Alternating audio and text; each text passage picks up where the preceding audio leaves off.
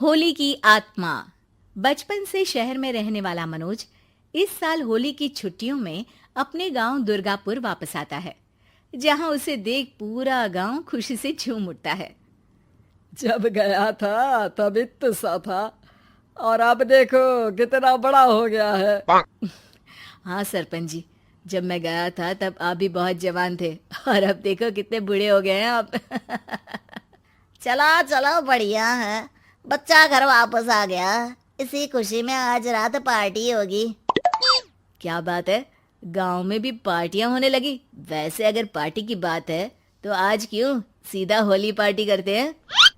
Holi party की बात सुन चहल पहल में अचानक सन्नाटा छा जाता है, जिसे देख मनोज को कुछ अजीब लगता है, लेकिन तभी सरपंच बात पलट देता है। अब बहुत देर हो गई, चलो सब अपने घर चलो, पार्टी के बारे में कल सोचेंगे। मनोज भी मम्मी पापा के साथ घर आ जाता है, पर होली पार्टी और उस पर पूरे गांव की खामोशी वाली बात अभी तक उसके जहन से निकलती नहीं। पापा, होली पार्टी की बात पर सब चुप क्यों हो गए थे? अरे होगी उनकी कोई अपनी बात, मुझे गांव की पंचायत ही थोड़ी पता है। थक गया हूँ, चलो सो जाते हैं, कल बात करते हैं। पापा की बात मानते हुए मनोज भी सोने चला जाता है। आज तो छुपा लिया, लेकिन हफ्ते बाद जब होली का दिन आएगा तब इसे कैसे रोकोगे? अगली सुबह सूरज के साथ ही मनोज भी गांव घूमने निकल जाता है, जिस पर रास्ते में उसे अपनी ही उम्र के कुछ लड़के भी मिलते हैं, जिनसे दोस्ती कर अब वो उनके साथ घूमने लगता है। इसी तरह कुछ दिन बीत जाते हैं और होली नजदीक आने लगती है। दोस्तों, होली में 4 दिन ही बचे हैं, पर गांव में उसकी कोई तैयारियां क्यों नहीं दिख रही? क्योंकि यहाँ होली नहीं मनाई जाती। अरे पर ऐसा क्यों? वो राजा भूषण। अरे तुम 4 दिन के लिए आए हो, क्या इतना सोच रहे हो? चलो कुछ खाने चलते हैं। इसी के साथ एक बार फिर होली की बात को टलते हुए देख मनोज को शक होने लगता है। वो घर पहुंचते ही इंटरनेट पर अपने गांव और राजा भूषण के बारे में जानकारी निकालने लगता है। क्या? मुझे आज तक ये नहीं पता था। ऐसा कैसे? किसी ने मुझे कुछ बताया क्यों नहीं?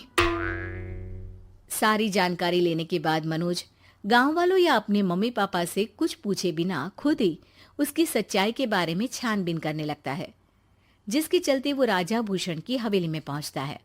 वाह, क्या हवेली है यार। पर क्या यहाँ सच में कोई भूत है? हेलो भूत जी, कोई है क्या? हम इस साल गांव में होली सेलिब्रेट कर रहे हैं, क्या आप उस पर थोड़ा इंटरव्यू देंगे? मनोज के ऐसा बोलते ही गांव में तूफान उठ जाता है और हवेली में रखी सारी चीजें हिलने लगती है। एक अदृश्य शक्ति मनोज को धक्का देकर हवेली से बाहर निकाल दरवाजा बंद कर लेती है। ये सब देख मनोज हैरान रह जाता है। क्या अभी मुझे हवा ने धक्का देकर बाहर निकाल दिया?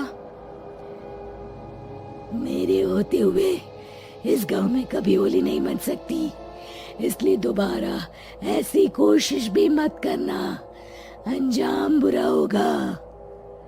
आवाज सुन मनोज हैरानी से इधर उधर देखने लगता है, पर उसे कोई दिखाई नहीं देता।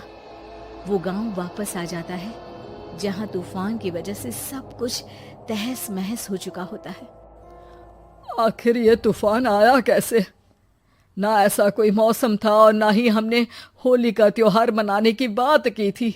सरपंच की बात पर कोई रिएक्शन दिए बिना मनोज चुपचाप अपने घर चला जाता है।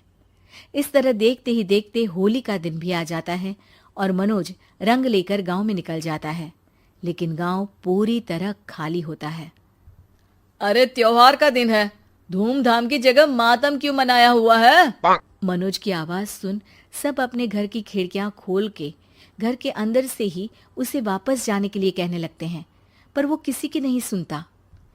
तुझे पहले भी समझाया था, अगर होली खेलने की कोशिश भी की तो अच्छा नहीं होगा। अरे बात मान लो बेटा, तुम्हें सच नहीं पता। मुझे सब पता है। सालों पहले इस राजा ने एक अंधविश्वास फैलाया और आप लोग आज तक उसे मानते आ रहे हो। अरे बेटा, जब तुम पैदा भी नहीं हुए थे उससे भी बहुत पहले से इस गांव पर होली का श्राप है।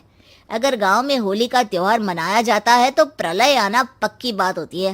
राजा भूषण इस सब में नहीं मानते थे और त्योहार मनाने लगे, जिसके चलते होली वाले ही दिन पहले उनके बेटे की और फिर उनकी मृत्यु हो गई। तभी से गांव की रक्षा के लिए उनकी आत्मा उस हवेली में रह रही है। सबकी बातें सुन मनोज उलझन में पड़ जाता है। सोचना भी मत मनोज, अगर तुमने इस परंपरा को तोड़ने की कोशिश भी की तो उसका परिणाम इस गांव और गांव के लोगों के लिए अच्छा नहीं होगा। मुझे भी यकीन नहीं हो रहा कि आप लोग एक बेतुकी बात को मानकर सालों से रंगों के त्योहार को मातम की तरह मनाते आ रहे हो। मनोज किसी की कोई बात ना मानते हुए पूरे गांव में रंग बिखेर देता है, जिसके तुरंत बाद वहां तूफान के साथ बिजलियां गरजने लगती है। अचानक मौसम में ऐसा बदलाव देख जहां मनोज कंफ्यूजन में आ जाता है, वहीं गांव वाले डर से सहम जाते हैं।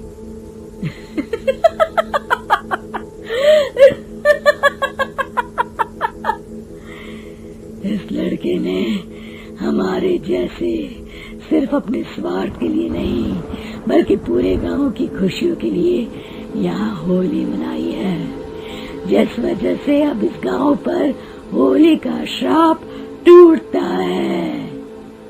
ऐसा बोलकर राजा का भूत वहां से गायब हो जाता है, जिसके बाद गांव के लोग धूमधाम से होली मनाते हैं।